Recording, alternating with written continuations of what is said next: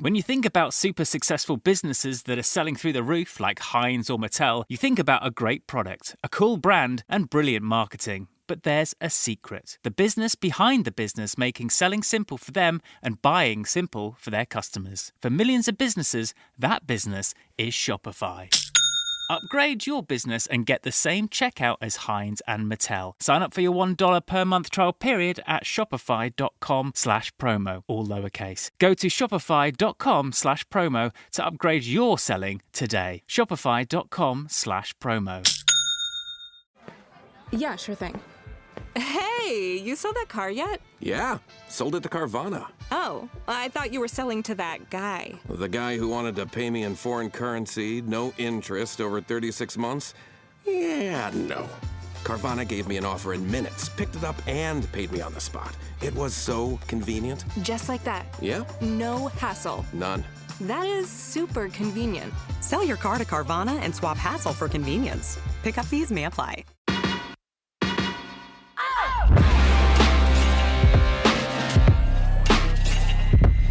Hello and welcome to The Price of Music, the show that looks at the money behind the music industry with me, Steve Lamack, and Music Allies Head of Insight, Stuart Dredge. I've been away for a few days during the past week, although I had to come back to London for a board meeting of Live last Thursday, which was very constructive. Nothing I can really share at the moment, but there is lots going on behind the scenes of live music, which we'll tell you when we can. Stuart, what about your week? And please, whatever you do, don't mention the medical procedure that you had to take your dog for before starting this recording, because it made me quite nauseous when you were messaging us earlier. So, if you're a dog owner, you know what it was, right?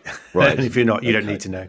How's your week been? No, I had a good. It was half term, and my one of my sons went away on a school trip, and the other one spent the week diligently not revising but playing lots of Fortnite. Right. So parenting's going well. But, it makes it sound like there wasn't a lot going on last week, but there was. There's lots of news to bring you once again, including an AI protest record.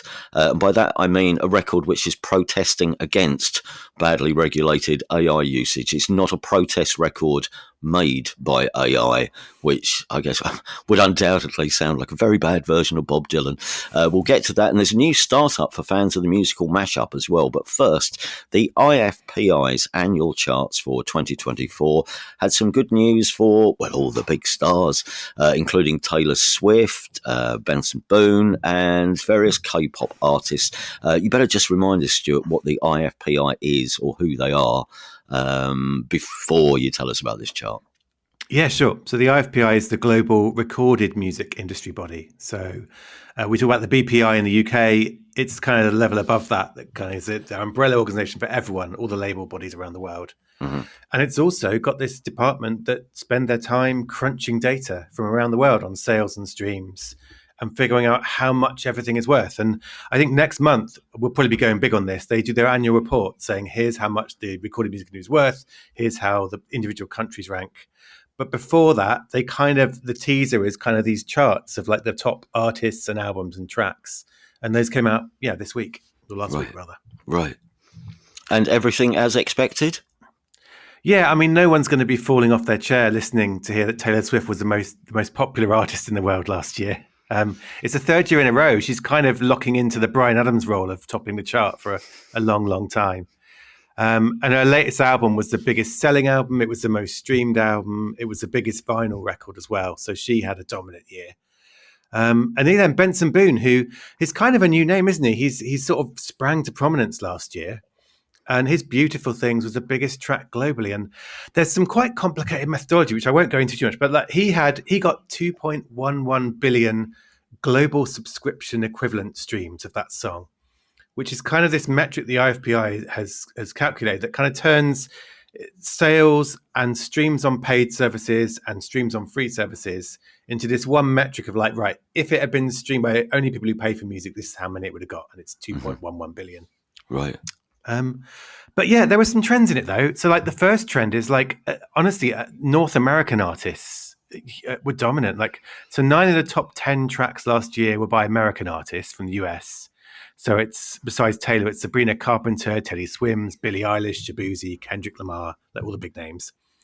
And 16, I think my numbers are right here, 16 of the top 20 artists in the world last year were North American. And I'm being quite careful there because Drake and The Weeknd are included, and they're from Canada. And that's something I've got wrong in the past and had people from Canada get really cross about because that's a really obvious mistake. How very Trumpian of you. I know, yeah. So just annexing Canadian artists into your North American figures. Well, that's it. Give it 2 years and, no, that's not going to happen, I hope. But yeah, the other trend, and we talked about this last year when this deck came out, South Korean artists are still selling a shed load of albums. So there was a chart for album sales. So it didn't include streams. It just included sales of digital albums and physical albums, CDs and vinyl. And 17 of the top 20 selling albums in the world last year came from K-pop artists, and again, we've talked about as well, it's because they're fans, they buy physical albums. That's part of K-pop culture, is you go and buy the album, and then you stream it lots too, but you buy it. And often you buy multiple copies, either because you love the band or because there are multiple variants, in different colors. So that's still happening. So there's all these K-pop acts that are kind of, but they couldn't quite beat Taylor Swift, but they're dominating that chart. Right. And the other trend, which hasn't got talked about that much, but is quite local to us, is that there's no British artist in the top 20, which might lead to another bout of kind of worrying here about what's happening. I guess the caveat to that is like Ed Sheeran was off cycle last year. Adele's not making albums at the moment. Dua Lipa did release an album, but it didn't do as well as expected. So to some extent, this was a year when the biggest British stars weren't competing in the mix there. And when Adele brings an album out, she'll be in that chart for that year and so on. But yeah, so it's kind of the expected, but it's kind of a good ranking of who the superstars of the streaming era are. So obviously it's only covering the biggest albums, the biggest artists. Mm-hmm. But when the big report comes out next month, we'll find out more about the trends underneath that. Okay. Now, if you were listening last week, you'll remember this. We brought you rumours of a new premium tier of Spotify. There were all these stories going around that Spotify were about to launch a new tier primarily aimed at what the industry are describing as super fans. But amongst the things that this tier would offer, reportedly, was the chance to buy gig tickets up front before they went on general sale. And I said at the time, I said last week, this sounds very complicated because you have to have the artists and the major promoters on board for this to happen, and they already sell upfront tickets through other avenues. But then we found out this week that Live Nation has confirmed it has been in talks with Spotify, Apple and Amazon over just how to include ticket pre-sales in these upcoming super premium tiers. That's right, isn't it? There is obviously something going on behind the scenes here where there is discussion about how this might work. Well, that's it. And this is what I love about this story, because there were all these leaks saying Spotify's plan to do X, Y, and Z, and that includes tickets. And you have to sort of say, well, they haven't announced it yet. It's not official. These are leaks and rumors. And then Michael Rapino, who's the boss of Live Nation, who literally doesn't have to worry about offending or about kind of what he says. He's powerful enough to say what he likes. Yeah. He just came out and told analysts, Spotify, Apple, and Amazon have all approached us, and we're working with all three of them to find a model. So he kind of has confirmed that this is part of the plan, that if you pay extra for these services, new premium tiers, tickets are. And the good thing for us is that he agrees with us, which is a relief. And he was talking to financial analysts who are quite interested in what this means for Live Nation's business. And he was saying, we're interested. We're talking to them. We maybe find a model, but he was like, it's going to be complicated and it's going to be expensive for them. Because this is so valuable. These pre-sale tickets are valuable. Fans want them. And he was talking about how in Ticketmaster's case, they work with brands like Verizon, which is like a big telco firm over there, like equivalent of Vodafone, someone here, and Citibank, like financial firms. And they have their pre-sale windows, don't they? So if you have a certain credit card, you can get in. Yeah, exactly that. Yeah. And there's a lot of money in that. And so he was saying, well, if you want in to this, it's not going to be cheap. So stump up, basically. Which I guess is kind of negotiations going. Spotify saying we'd love to get a bunch of pre-sale tickets for our premium users. And Live Nation was saying, well, okay, well, what's the money on that? What's the value to you? It's not going to be free. So, But yeah, the other thing here is that it's kind of Apple is famously doesn't like talking about things before they're announced. Amazon too. They keep their cards close to their chest. But he said, yeah, they are looking at this too. It's not just Spotify. So we could be looking at a future in a year's time where 3 of the biggest streaming services are all wanting to offer tickets. But again, it's not just Spotify competing against those brands and artists' own fan club pre-sales. It's going to be Spotify and Apple and Amazon all saying we want some pre-sale tickets, please. So it is going to be a big bun fight. I'm quite interested in how that shakes out and how they all get into this at the same time, because it could be quite complicated. Right, it's time for this week's AI story. There's a lot of musicians obviously are annoyed by various implications of AI. That won't surprise you. But in this case, they're showing their disapproval at how the establishment is going to regulate AI. More than 1,000 musicians, including Kate Bush, Damon Albarn, The Clash and Cat Stevens are all backing a silent album protesting at the UK government's plans on AI training. That's quite an eye-catching lineup. Tell us about this. I do hope... Is it called The Sound of Silence? If it isn't, it should be. The hills are alive with the sound of silence. Yeah. No, it's called Is This What We Want? With some kind of Sex Pistols-esque font typography in it. Right. So if I'm sounding a bit one, it's because I was up at midnight coordinating our cover, because it's one of those embargoes that it's 12:01 a.m. Right. Which, frankly, is a big annoyance when you're a journalist and want to go to bed early.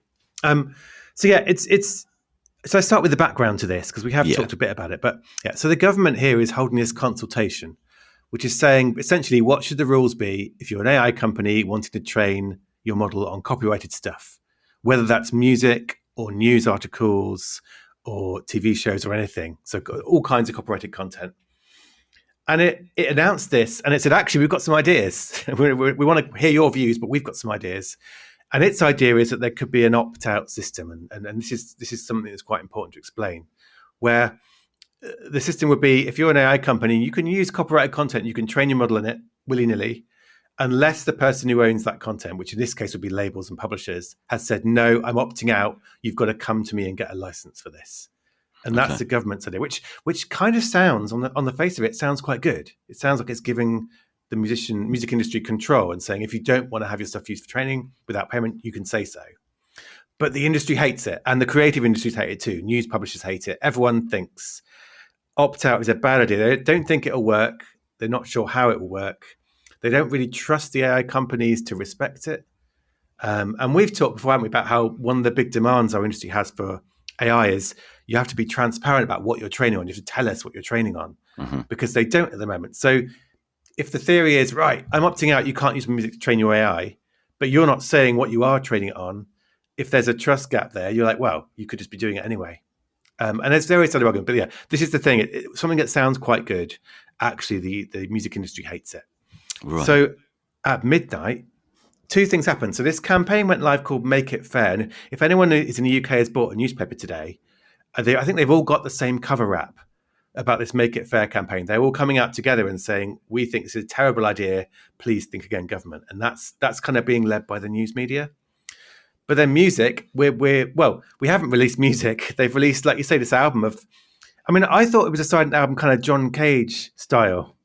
Or I think, didn't Monty Python do a silent album as well? Someone was telling me recently. Right. But it's recordings of empty studios and performance spaces, and the idea there is it's kind of showing you this future where without musicians, if AI, so it's kind of making a point.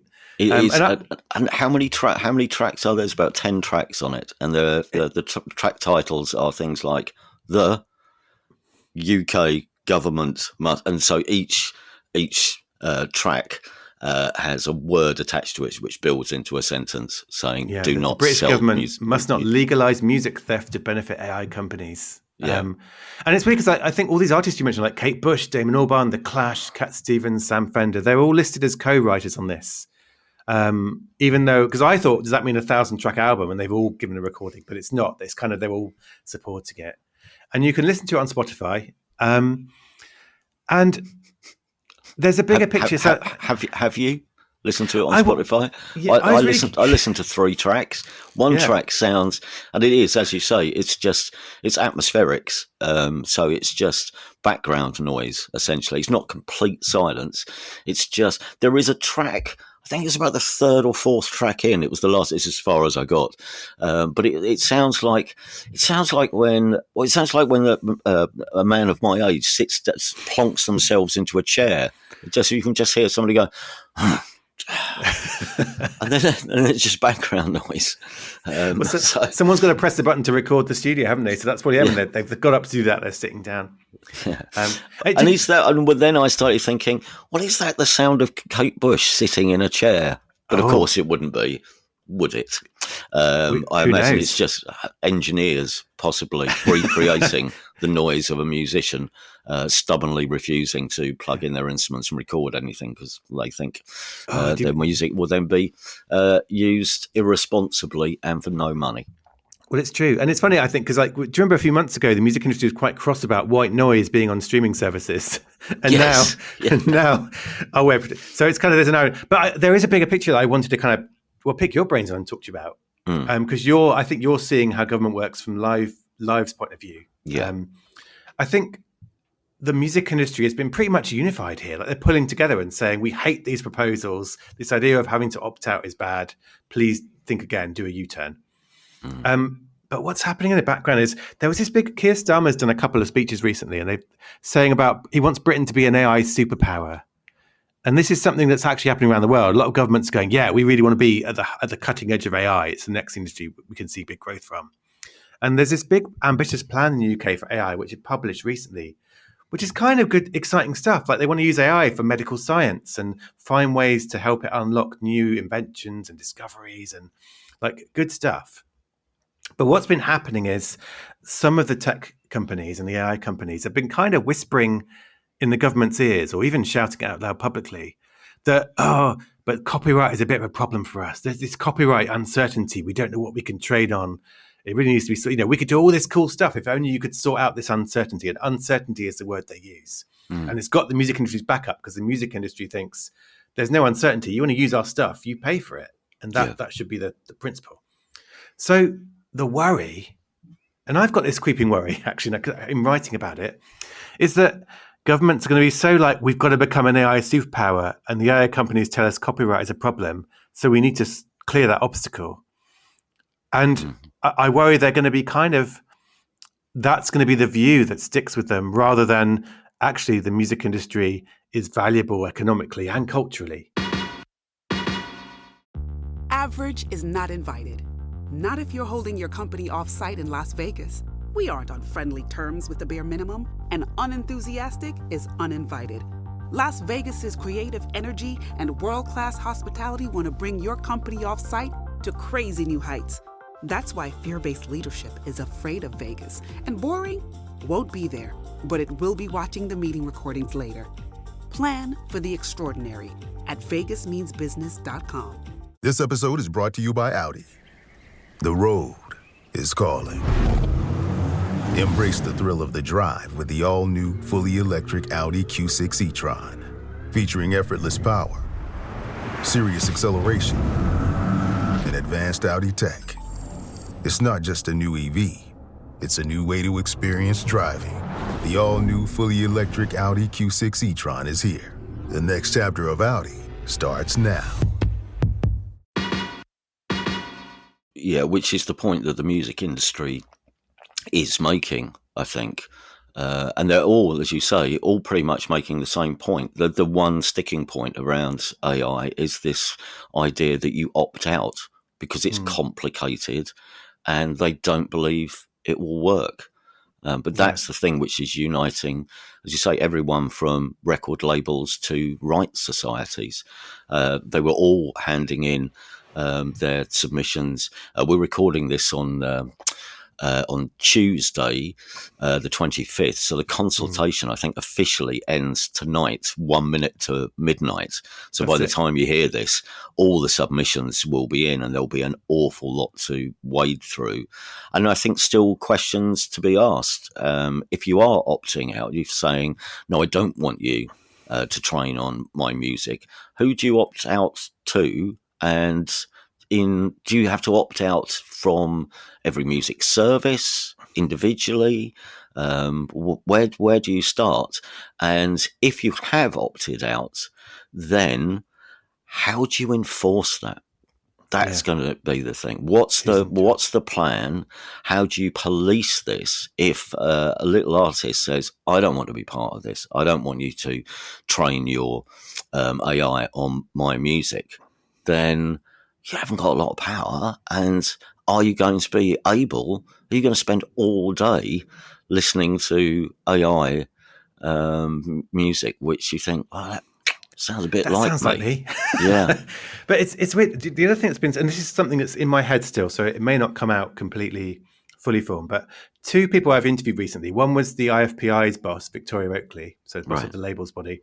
And the other is Ed Newton-Rex, who's quite a key figure in all this. He's the organizer of this silent album. He's a veteran of AI music, and he's been leading the charge for the music industry, saying bad things are happening. And I interviewed him actually the other day for this story. And what they both said was they're both worried about this idea that all the stuff you could do with AI, all the cool stuff you could do in health, curing cancer, all this stuff is being smoothed together with, we need to get rid of the copyright problems. And what they both said very clearly is this is not the case. Like, you don't need to train an AI to cure cancer on all of Ed Sheeran's music. And that was something Ed Newton-Rex, he said, so Ed Sheeran can't cure cancer. And he sort of then thought, no disrespect to Ed, which is true. So that is, I think, the worry that this everyone, governments everywhere are like, we really need to be at the forefront of AI. And the music industry's argument is, yes, and you can do all that stuff, but you don't need to drive us under the bus while doing it. You can, and that is the point they're trying to get across. And I suppose the pessimist in me says, I wonder if AI will win because the government's so excited about that. But the optimist in me says the music industry is working really hard at the moment to kind of, in this case, in the UK, to sort of try and force a U-turn. Yeah. But this argument's going to be had elsewhere around the world. I think a lot of countries are watching what's happening here now and seeing how this argument gets across and learning from, what can you use to persuade people that, And the other thing that's come across, actually, and not to keep banging on about it, is this is often talked about as like AI versus the music industry. And that governments have to pick a side, they have to go, And the other thing that music people are saying is it shouldn't be that way. You don't have to pick a side. You can spend a bit more time figuring out rules and laws where no one loses out. Like, AI companies can be innovative and musicians don't get harmed. And the music industry is worried that actually it's the AI, some people in the AI world who are saying to politicians, no, you do have to choose. It's one or the other. It's copyright or it's innovation. And that's the other part of this argument, is saying, actually, there is a future where everyone can win, but you need to make the rules very nuanced and with a lot of thought. And that's what they think isn't happening here. Right. Next, regular listeners will already know that Stuart doesn't half like playing around with music, whether that's through AI software or this must have been music to your ears, I imagine, Stuart, when you came across this news that a new startup called Mashup, see what they did there, wants to let anyone make their own music mashups, but with labels and artists getting paid. Tell us about Mashup, and have you used it yet? Well, I haven't used it. And the main reason for that is it's only out in the US so far, which kind of is a testament to how complicated doing the licensing deals for this is. It took 4 years for this company to license it. And so far, only yes. But yeah, it kind of reminds me. Do you remember the prime era of the mashup? Oh, like the golden era. Yeah. Strokes and Kylie Minogue, Public Enemy on everything with every conceivable backing music that you could find, every conceivable beat or loop with Public Enemy over the top. We've got hundreds of them. Yeah. Well, remember Sugar Babes had that massive hit, and I think they interviewed saying, we don't really know Gary Newman, but it was like Gary Newman, like amazing times. And it was a weird, because it was kind of unofficial, wasn't it? Like some of those things ended up properly licensed, but most of them were just put together in someone's bedroom and then played on the radio or in live DJ sets. And Mashup is, and the other thing is, it took skill, I think, because I've tried to do it, And any idiot can play a track over another track and make a really bad mashup. But the really good ones, it still is a degree of production expertise and being able to make it sound good. Like it wasn't something anyone could do in their bedroom. It was something you needed some amount of. But this startup called Mashup is like, right, well, we want to make it really easy for you to mix 2 or 3 songs together and create new stuff. And one key point here is it's got licensing deals with all 3 major labels and hopefully independents too. So it's gone by the book and said, right, we're going to get them to say, yes, you can do this. It's an iPhone app, so it's very easy to use. And you can use it for free in a limited way, but the better features and the powerful stuff needs you to pay $9.99 a month. So the same, well, just a bit less than you pay for Spotify or Apple Music to be able to do this. And obviously that's money going back to those labels and publishers and the songwriters and artists. So it's kind of a fun, interesting thing. It still feels a bit potentially niche to me. Like one thing I learned was I like listening to brilliant mashups other people have made. Maybe I don't need to make them. Maybe no one needs to hear my mashups. So it will depend on how easy it really is to use and how good the songs really sound, but also how you can share them. Like you can't go and upload them to Spotify, I'm sure. So how can you share that? Like if you've done a really good one, how easily can you share it with friends and they share it on? That's going to be quite interesting. But yeah, it's kind of we talked recently, one of those other rumors about Spotify's plans for its superfan deal is they might be working on some form of mixing, playing about with music. So we might be going into this era where this becomes something that more music listeners can do if they want to. And we'll find out if they want to do it, I suppose, because that's the unanswered question. Yeah. But yeah. Right, while we're talking about tech, actually, and Spotify has come up a few times already this week, but there's a new streaming service, though, the new kid on the block, which has launched, but it's for rock and metal fans, really. And it's a streaming service with a slight twist in that when you sign up, if you nominate an artist, some of your subscription money, I believe, goes straight to that artist. Tell us about that. What's it for a start? What is the rock and metal streaming service called? It's called Rock. Which, they could have done a little bit better than that. So I was expecting something with loads more K's in it, at least. I go the RAWK route. Rock. But it's rock double K. Okay.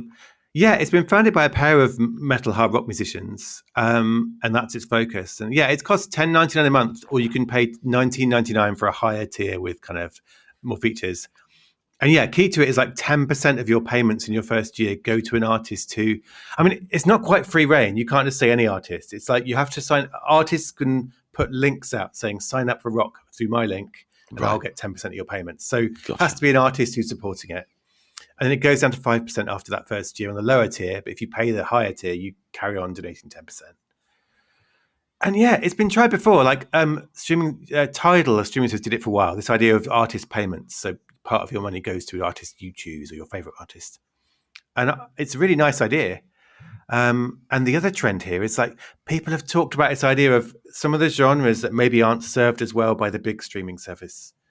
So classical music, jazz, examples, but metal and hard rock as well. Like all that music is on Spotify and Apple Music, but there's an argument that the playlists tend to focus on other things, the stuff you recommended, and people in those worlds think, actually, can't we just have a stuff of just this music that we love and have it super served and have all the features focused on what we want? Do you think that is a thing that, obviously in this ongoing era of fragmentation in the music industry and how we consume music, could this catch on then, or is metal a one-off? Or do you think there will be more genre-specific streaming services catering for fans of that music? I mean, it sort of picks up, going back in a strange way, to the idea of the superfan. If you're a superfan of one particular genre of music, then I just want to pay to listen to that.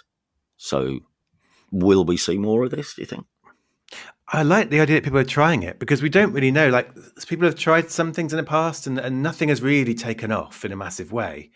But it's a really good idea for those genres that have really tight communities and tight communities of artists too. And one thing I think is maybe the future for this is not just about streaming the music. Maybe it has to be about the community more as well, and have a space for people to gather and chat about the music and talk about gigs and do stuff with artists, have artists do, like, I feel like you want to bring in some of that social community stuff around the streaming.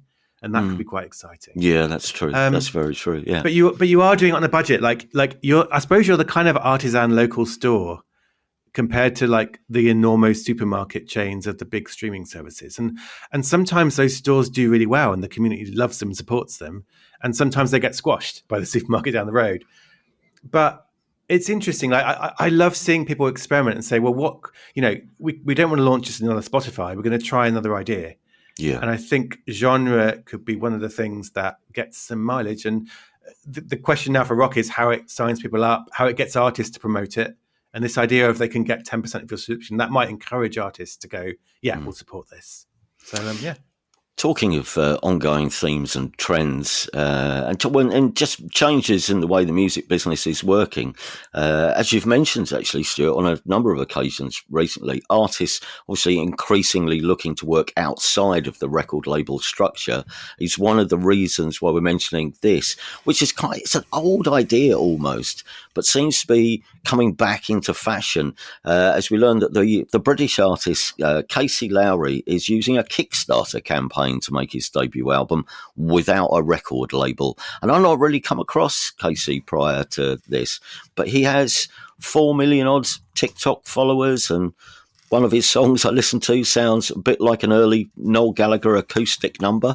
But tell us more about it, if you will. What's the story? I like the theme. Yeah, so he is a musician from Chesterfield. He's been trying to make it since he was a teenager and didn't have much success. And this is his words in the Kickstarter pitch. He explains why he's doing it. So I'm not being rude about him. No. But he didn't really have much luck. And then he joined TikTok. And he literally has 3.8 million followers on TikTok.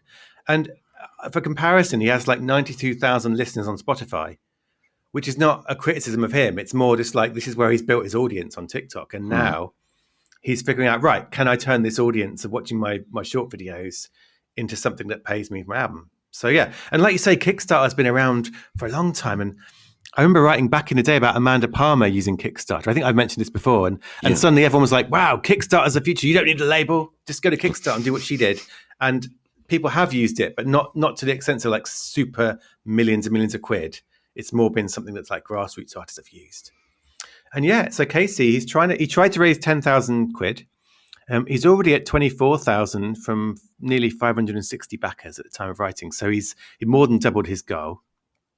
And so I think it's a good news story because he looks like he works hard. He plays live gigs. He's not just a TikToker. He plays live gigs. He's been grafting on the live circuit as well as kind of finding an audience online.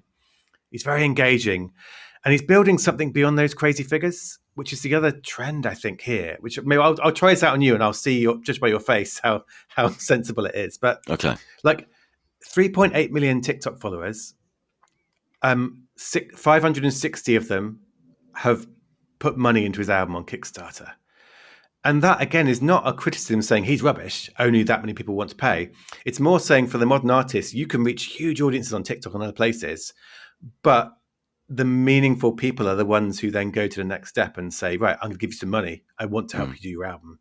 And it might only be 560 people, but that is going to help him release this album, give him some money to kind of go on to support it. So he's figuring out that idea. And again, it comes back to superfans. He's figuring out who in his huge audience that might have seen his videos and liked him on TikTok is willing to stump up. And that is taking him the next step. And it feels like a story to me that although there are some big numbers in it, it feels like a story of small steps and graft of like, how can I release my album without a label? I'll do this. I'll try this. So he's a good example, I think, of an artist just prodding at the system and prodding at the different things he can use and figuring out, right, here's how I can make my music and take it to the next level. And so it's a good story. Love, exciting and new. Hello, Hannah Waddingham here. Have you seen the fabulous new Sun Princess? World-class entertainment, exceptional dining, and the greatest pizza ever. It's Don't miss our Come Aboard sale with up to 40% off and free room upgrades. Visit princess.com or call your travel advisor to book. Princess Cruises. Terms and restrictions apply. Offer ends 2/28/25. Ships at Bermudan and British Registry.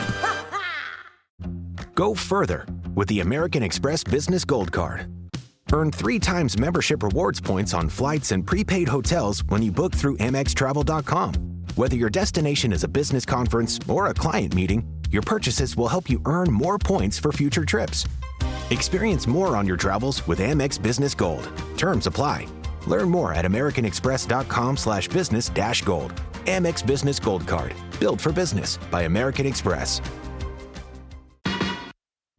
I mean, the interesting thing, I think, will be to obviously follow this story on through to, the release of the album. Now he's got enough money to make the record. How successful that is as a way of doing things. And then what does he do next? Because this, and people are talking about this, and I know, having looked him up, and weirdly, I think it's probably because people are talking about him using Kickstarter and how popular it's been, and he's already beaten his target of money that he wants. Radio 1 played the track the other day, which and he posted something just say, "This is crazy." Radio 1, who've never previously told us my music is rubbish and will never be on the radio. All of a sudden, I'm on the radio. So does this story then generate more interest in him? And then what do you do? Because obviously labels will go, "Oh, well, he's done all right. It's here, and the stats are good, and look at his TikTok figures. Maybe we should have a punt." At that point, do you go, "No, I'm going to persevere and carry on doing it the way that I did the first album," control. Or I go back to the traditional route, or I find another way of doing things? So that's going to be the interesting part of this story, I think, as it develops. And when you have that community of your fans, those core people, you can talk to them and say, "Look, I want to have a full orchestra on my next album," or whatever you want to do.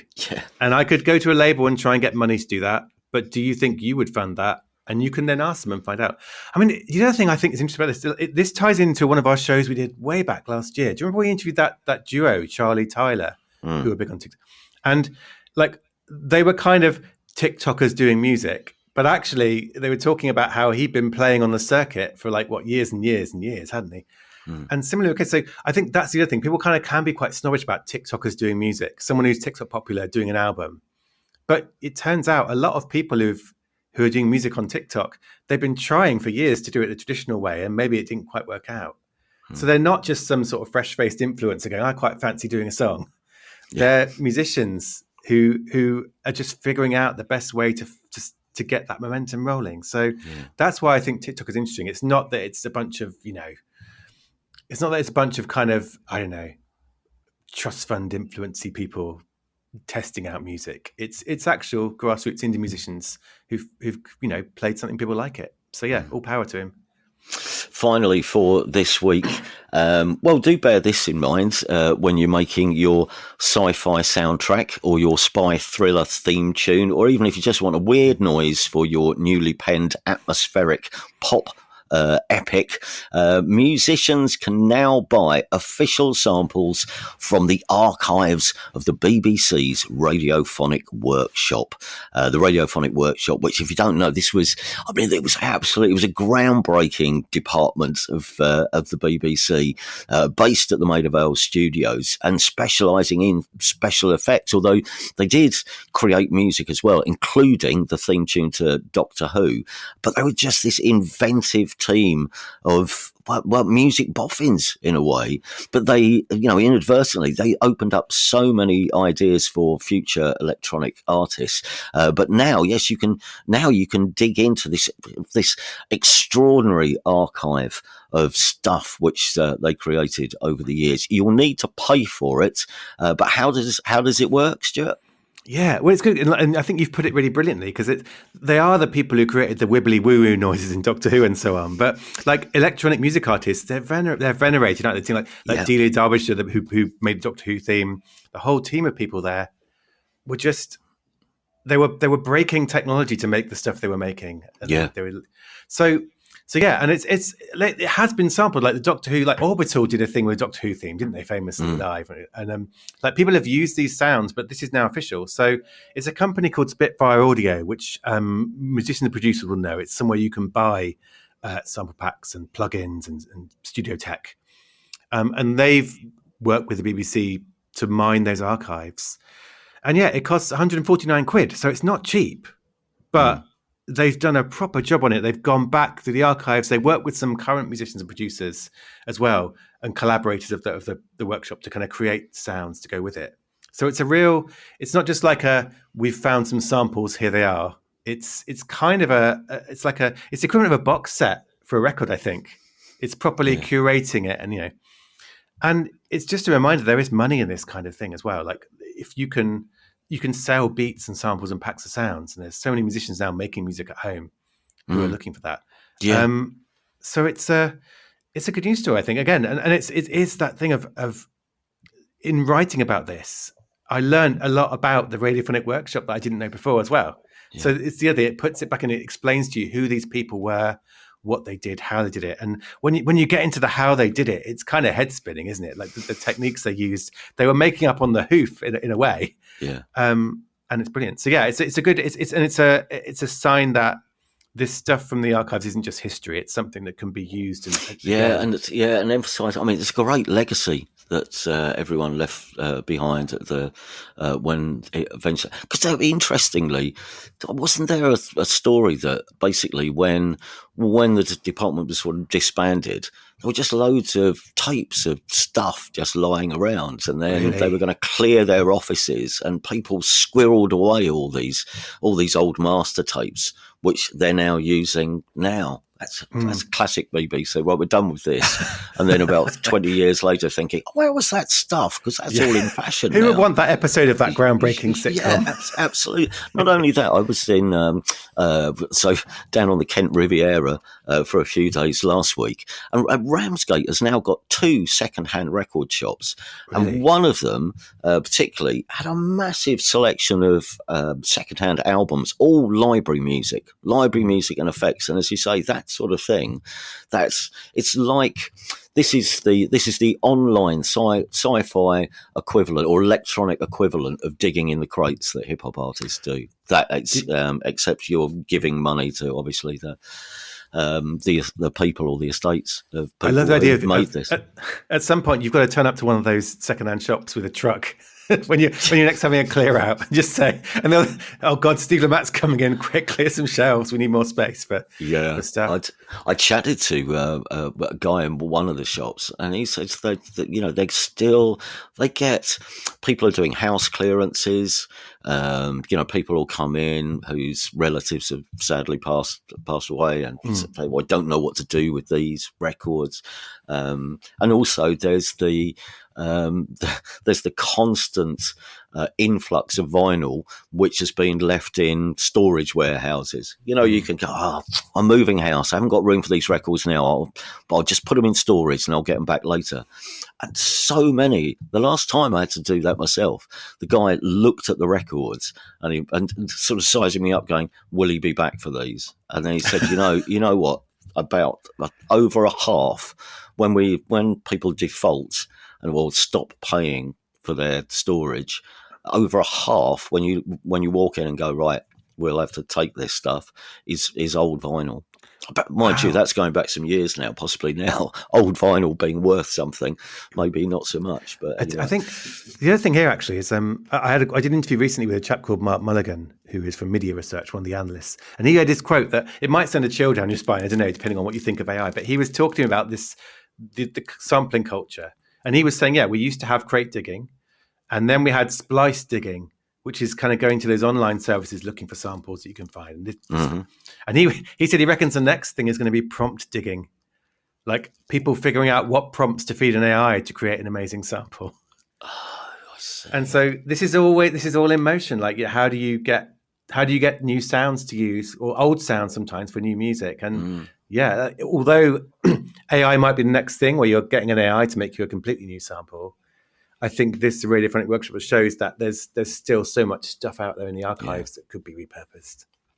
And that's where we'll leave it for this week. Thank you very much for listening. As always, we do hope that you found something of interest in the last half an hour. Don't forget, you can ask us, if you haven't, you can ask us any questions that you want or suggest subjects, if you care to, things that we might be able to look into in more depth for you, or possibly talk to a guest about anything musical which has a cash implication, and that's pretty much most of the music industry. Anything you want to know, the Price of Music Podcast at gmail.com. And if you'd like to support the show, do subscribe in your podcast app and give us a review if you have a moment, or if you're feeling a bit flush, we now have a Patreon page where you can become a Price of Music fan, or indeed super fan, for as little as £2 a month. That's www.patreon.com/thepriceofmusic if you'd like to find out more. Till next week, take care everybody. Good luck out there. Cheerio.